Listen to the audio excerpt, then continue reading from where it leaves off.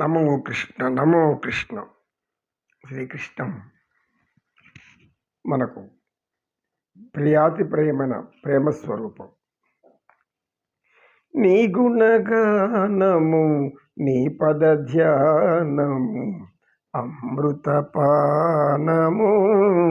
రాధేశ్యాం అమృతపానము రాధేశ్యాం. ప్రభో నీ గుణగానము నీ పద ధ్యానము అమృతపానము రాధేశ్యాం. ఆయన యొక్క సర్వగుణాలు మనకు అమృతం దాగినట్లు నాకు సామెత గుర్తొచ్చింది. అదే చెప్పు. మూలిగే నక్క మీద తాటికాయ పడింది. ఇది గ్రామస్తుల్లో సహజంగా వాడుకునేటువంటి పదజాలం. మూలిగే నక్క మీద తాటికాయ పడింది అంటే దీన్ని ఎలా అర్థం చేసుకోవాలి?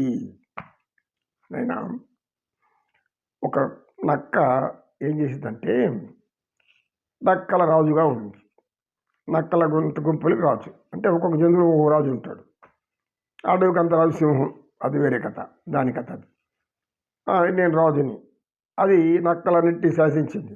అన్ని పనులు నక్కలకి చేసుకునేది. నాకు ఆహారం తెచ్చిపెట్టండి, రాజు కదా. ఇలా అనేక, అది కొంచెం బలమైంది కాబట్టి పాపం చిన్న చిన్న జంతువులంతా దాని మాట వింటూ అట్లాగే పాపం జీవిస్తున్నాయి. కొంతకాలానికి ఆ నక్కకి జబ్బు చేసి, ఎందుకు జబ్బు చేస్తుంది? జబ్బు సహజంగా ఎందుకు వస్తుంది? The ideal man mind is a devils workshop అని ఒక ఆంగ్ల కొటేషన్ ఉంది. అంటే మనసుని ఏ పని బాట లేకుండా పెడితే అది నీకు దెయ్యాల కార్ఖానా అయిపోతుంది అంటాడు అనమాట. అంటే మనసుకు పని లేనప్పుడు పనికిళ్ళే ఆలోచనలు వస్తాయి. ఆ ఆలోచనలన్నీ భయపెట్టేవి కావచ్చు, బాధ పెట్టేవి కావచ్చు, దుఃఖ పెట్టేది కావచ్చు, ఎన్ని విధాలుగా మనల్ని పాడు చేయాలనేది పాడు చేసే ఆలోచనలు రావచ్చు. మంచి ఆలోచనలు మళ్ళీ రావు. ఆ సమయంలో మంచి ఆలోచనలే రావు. ఎందుకు? పని బట్టలు అక్కడ కూర్చుంటే సోమరపతికి తింటూ ఉంటే ఏమవుతుంది? సోమర్తనం వస్తుంది. శరీరానికి శ్రమ లేదు. శరీరానికి శ్రమ లేనప్పుడు ఏమవుతుంది? శరీరం సోమర్తంతో పడుకుంటుంది. అది పడుకుంటే శరీరానికి పని లేదు, నీ మనసుకి పని లేదు. ఇంకా ఆలోచనలు ఏమవుతాయి? నిన్ను బాధపెట్టే ఆలోచనలే వస్తాయి. అందుకే కష్టే ఫలే అనేటువంటిది మన యొక్క భారతదేశ సూత్రం. భారతీయులు ఎప్పుడు కూడా కష్టే ఫలే అనే సూత్రం మీద ఆధారపడి జీవిస్తున్నారు. ఇది సనాతన ధర్మంలో అతి సూక్ష్మమైనటువంటి ధర్మం. నువ్వు కష్టపడి పని చేస్తే దాని తగిన ఫలితం నీకు వస్తుంది, ఆనందంగా జీవిస్తావు. అప్పుడు నీకు పనికి ఆలోచనలు రావు. లేదు, ఒంటరిగా కూర్చున్నావు, వస్తానే ఉంటాయి. వస్తాయి ఎందుకంటే అదంతే, మనసు స్వభావం ఉంటుంది. దైవధ్యానంలో ఉంటే రావు. మళ్ళీ దైవధ్యానం, దానికి భయం. దైవధ్యానం పెంచుకున్నామంటే ఈ పనికిరాని ఆలోచనలన్నీ పారిపోతూ ఉంటాయి, దూరంగా పారిపోతాయి. ఏ విధంగా సింహాన్ని చూసి చిన్న చిన్న జంతువులు పారిపోతాయో అలాగే ఏ విధంగా నరసింహస్వామిని చూసి రాక్షసులందరూ పారిపోయినారో అలా. కాబట్టి మనసుని ఒంటరిగా ఉంచకూడదు.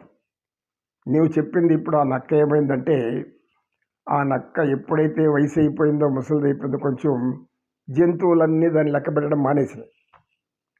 నువ్వే పనికిరాడివి, ముసలోడు అయిపోయినావు, పో కూర్చో మొలపడండు, నీకు తెచ్చి సంపాదించుకు ఆహారము లేకపోతే నీ ఏమన్నా అయిపో అని వదిలేసినాయి. అంతే కదా. బలం ఉన్నప్పుడు భయపడతారు, బలవంతుడికి భయపడతారు, పదవిలో ఉండేవాడికి భయపడతారు. ఆ రెండు పోయిందంటే ఏమవుతుంది? కుక్క గణహీనంగా చూస్తారు.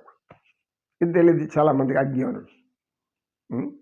ఉన్నప్పుడు మంచి పేరు తెచ్చుకుంటే చివరిలో మళ్ళీ ఎందుకు చెడ్డగా అంటారు మనల్ని? ఎవరు అంటారు కదా. మంచి పేరుని ప్రయత్నించాలి. లేదు నేను మంచి పేరు నాకొద్దు, నాకు కావాల్సింది నాకు కావాలి, ఏటపోతే ఊరెట్టపోతే నాకేమనుకునే వాళ్ళు ఉంటే చివరికి ఇది పరిస్థితి. ఈ నక్క ఇప్పుడు ఏం చేసింది? ఆహారం కోసము అట్లా నడుచుకుంటూ పాక్కుంటూ పోతుంది. ఆయాసం వస్తుంది. మధ్యలో అది ఊళ్ళ వేయడం కూడా రావడం లేదు. నక్క ఊళ్ళ వేస్తుంటారు, ఆ ఊళ్ళ కూడా రావడం లేదు దానికి. అంటా పోతాం.